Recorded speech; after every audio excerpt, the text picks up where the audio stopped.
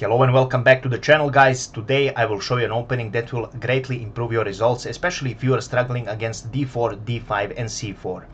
If you are having trouble playing Queen's Gambit decline, Slav defense, playing these locked positions where you have to maneuver your pieces, when you have to find the right places for the pieces, and sometimes it can really be annoying, especially if you are a fan of open positions, open bishops, diagonals, tactics and stuff like that.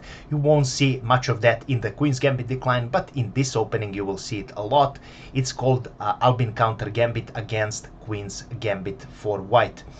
And this will greatly improve your elo, especially if you're below 2000 elo, because most of the people never play this kind of move. People are scared playing gambit openings, and people like to play safe. People like to be develop their pieces normally and just try and play a game of chess and see where that will lead them. But this way you are immediately putting your opponent in your own territory, and your opponent will have a lot of trouble, especially if it is someone who is first time seeing this opening. It will be really hard to improvise for white.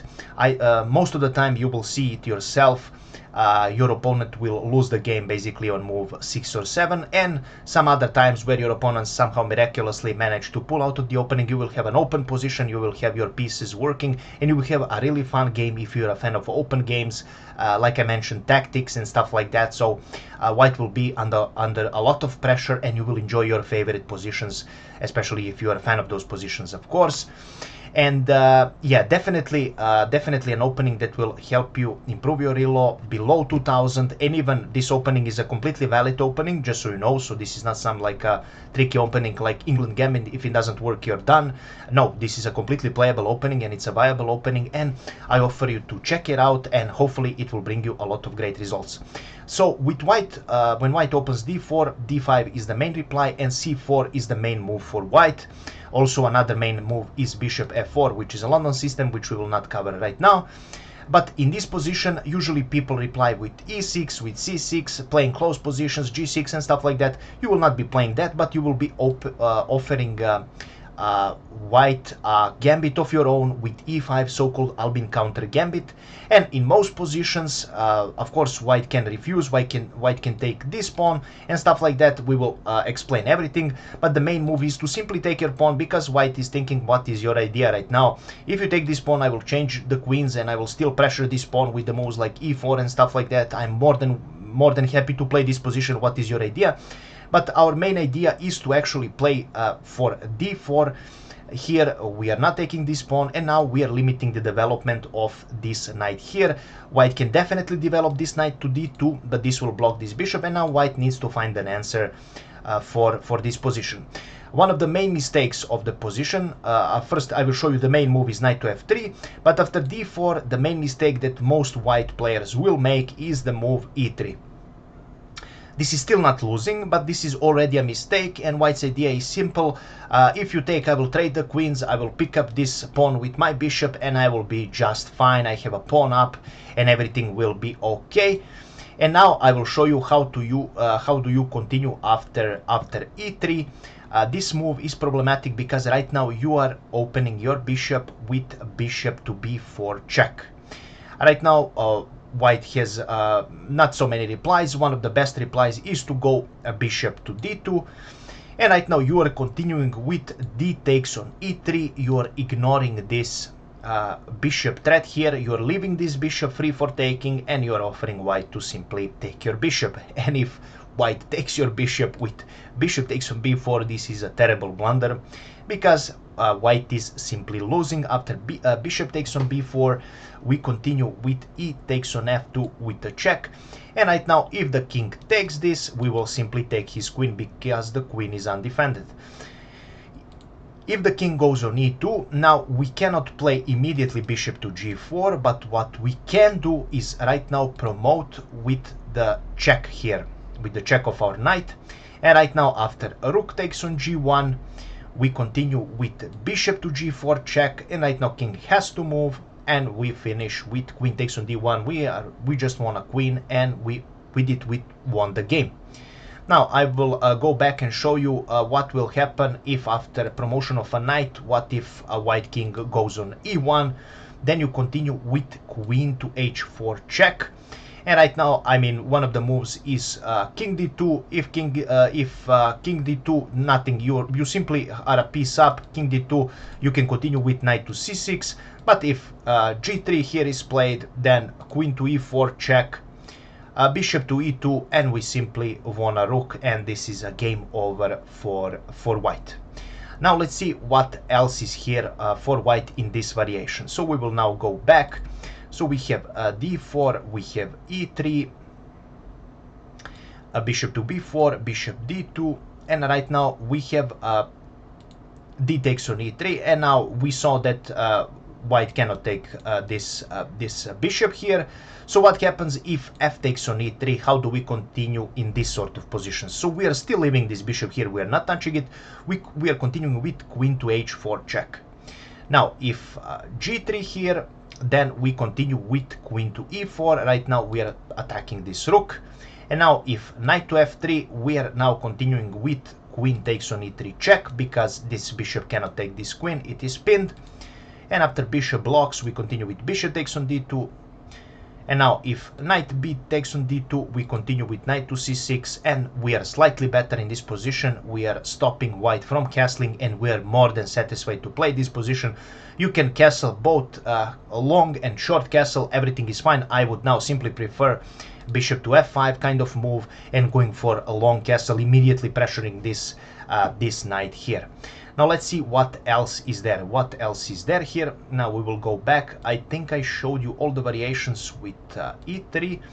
Let me just double check here. Yeah, I believe this is all variations here. Yeah, I want to go back. So after e3, bishop to b4, the bishop to d2. I will show you right now. After d takes on e3, f takes on e3, queen h4, we continue. After g4, after g3, queen e4, and right now white can play queen to f3 here, blocking this threat. Now we continue, bishop takes on d2, knight takes on d2, and we will simply pick up this pawn on e5, and we now have the material is equal, but we have a much better position. As you can see, this pawn is weak, this pawn is weak. Now white needs to find a way to castle. Castling long is very risky here for white here, and black is simply doing much better. The position is open, pieces will be working here really soon, and the position is more than satisfying for black to play. Now we will see what else is there here for white. So after offering a trade here, after d takes on e5, as I mentioned, we will continue with d4, and right now instead of e3, white can play knight to f3 move. Knight to f3 is the best move, and now he threatens to pick up our own pawn here. We continue by defending it with knight to c6, and right now white can decide how he will continue. He can play the moves like a3. He can play the moves like g3. He can even play the move e3 in this position, and we will look at it and see what kind of positions arise from this kind of moves. So after knight to f3, he attacks our pawn, and it's really natural to defend our own pawn. Now let's see if white firstly starts with a3, trying to stop bishop b4 check. He sees that this check can be dangerous. The way we continue is we go bishop to g4. This is a move you need to remember, because immediately we are trying to remove this knight and then take this pawn. If knight b to d2, we continue with queen to e7, now threatening to pick up this pawn. And if move like h3, attacking our bishop, we will take with bishop takes, knight takes, and a long castle. I will not bother you with too long variations, but we are more than satisfied to see this position. We castled. White still needs to find a way for his pieces.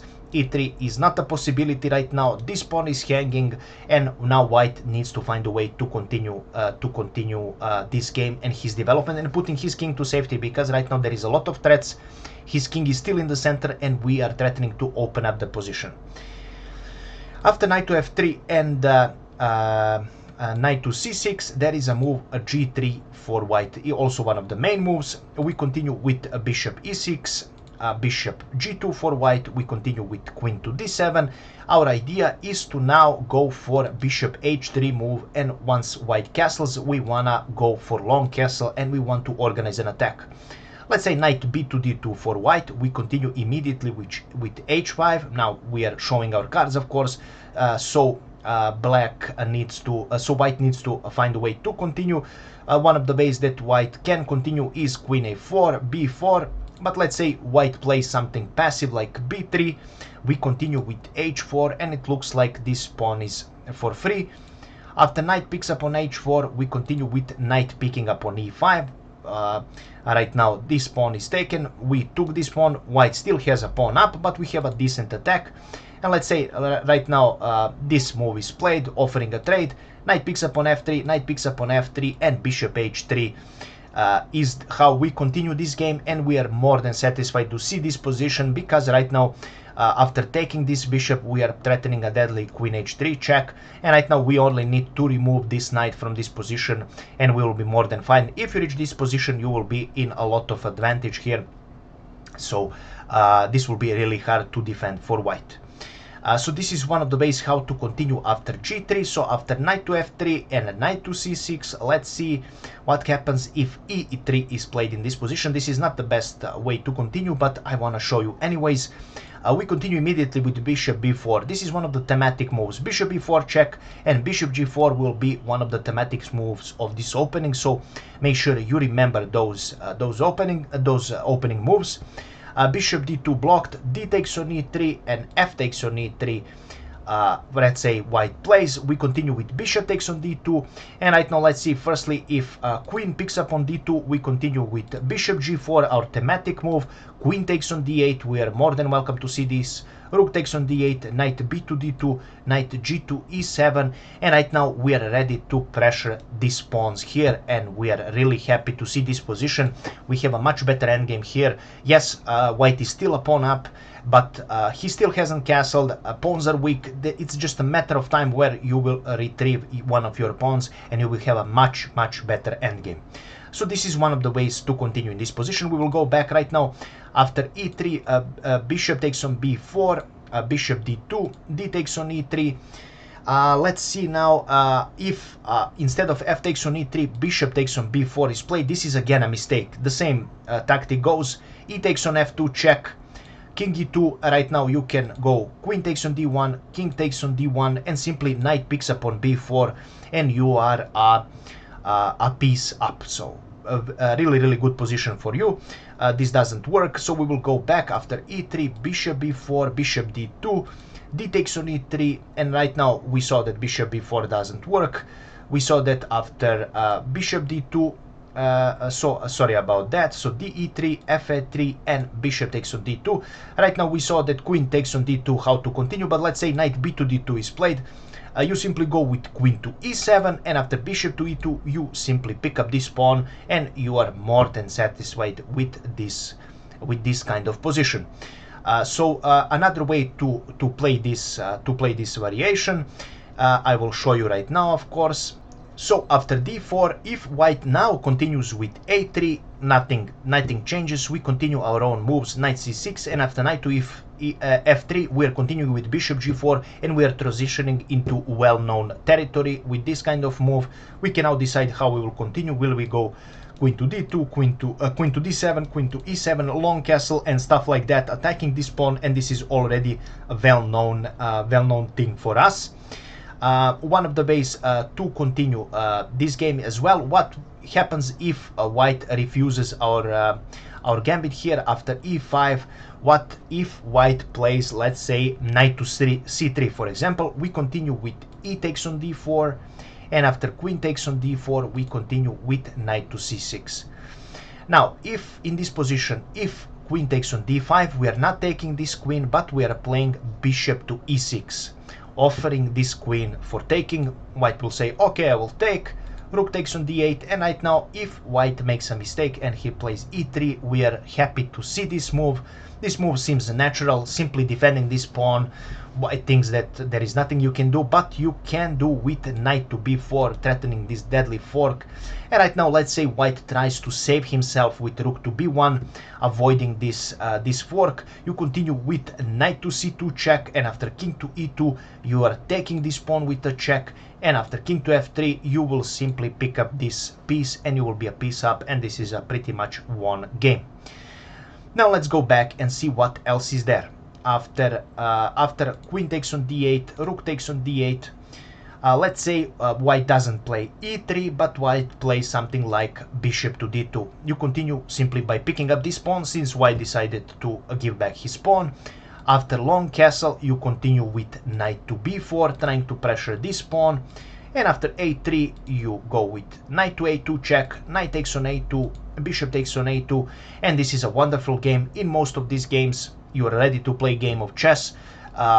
In this specific position, black wins most of the time simply because of his better bishop pair at the moment, and better development, and simply this rook is locked. After this trade happens, you're ready to play a game of chess, and you will have a lot of fun. The position is open. This is one of the most important things. If you reach this position, this is something completely different that any kind of those Queen's Gambit players enjoy. So this is open position, and they will not be on their own field, so to speak.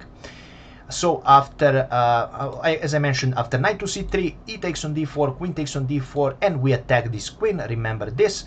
So let's say now white plays move like queen to d1. This is not a good move at all, because right now we simply continue with d4, and we already have a huge advantage. Queen to, let's say knight to e4, we continue with queen to e7, pressuring this knight immediately. Another move you can consider here is bishop f5, and after knight to g3, bishop g6, you are enjoying a really good position. After queen to e7, let's say knight to g3, we can continue with queen to b4 check.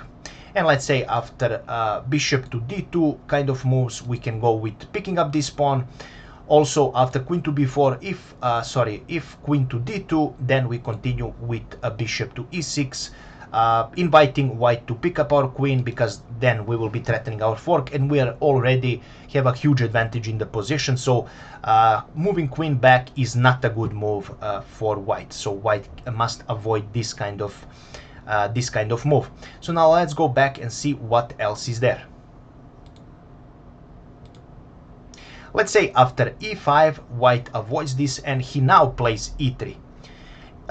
White is scared. You will see this move as well. White is simply scared. What will I do right now? I don't know how to play against this. First time seeing this.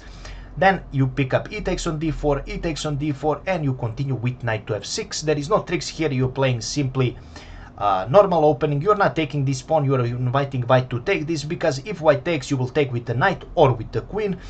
Better with the knight, and you will have a nice this pawn, that isolated pawn of white, that you will be able to attack later. So you wanna play this knight to c3, let's say bishop to b4, pinning this knight, and after knight to f3, we are going for castle, and a wonderful position.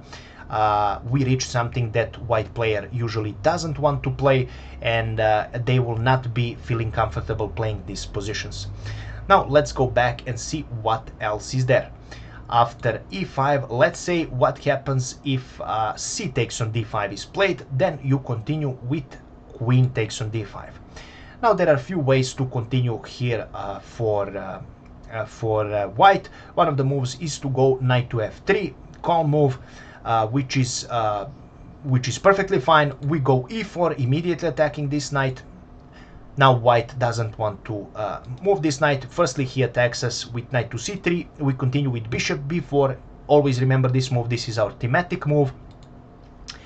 Knight to e5 is a mistake here. By the way, after bishop to b4, the best way to play for white is to go knight to d2. If knight to e5 is played, this is a mistake, because right now white will lose his knight. We continue with bishop takes on c3, and after b takes on c3, we continue simply by playing f4. And right now there is no way of stopping this knight from getting lost. Queen to a4 is one of the moves, but b5 simply blocks this check, and this knight doesn't have a free square to go. All of the squares are taken, and this knight will simply fall. So this is one trick in this sort of position.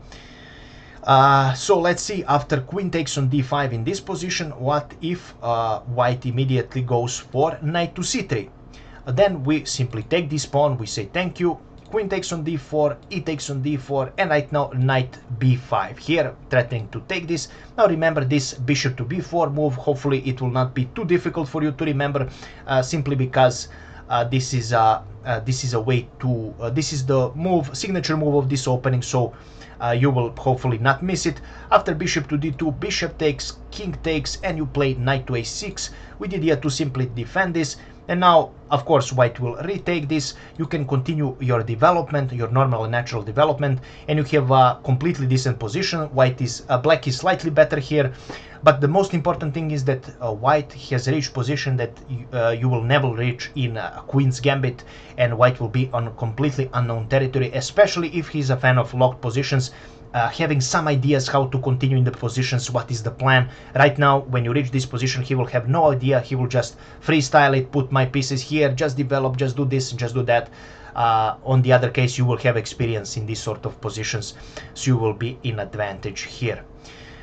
So let's see other move here. After queen takes on d5, so I mentioned c takes on d5, queen takes on d5. There is another way to continue and playing e3 here. Again, nothing changes. E takes on d4, e takes on d4, and right now we will immediately try and pressure this pawn here. Knight to f3, defending it. We continue with bishop g4, our another signature move. Bishop to e2, white tries to unpin here. We continue with bishop b4, another signature moves, bishop g4, bishop b4. Really nice and really easy to remember, I think. Knight to c3, blocking this threat, and right now we firstly take bishop takes on f3, and after bishop takes on f3, we go this quiet queen to c4 move, trying to stop this king from castling here. We could also take this pawn, but this is the strongest continuation here. Bishop takes on c6, b takes on c6, and right now queen e2 is what most white players play. Queen takes on e2, king takes on e2. Now we continue with long castle, threatening to take this pawn, bishop e3, and with knight to e7, we are ready to play game of chess.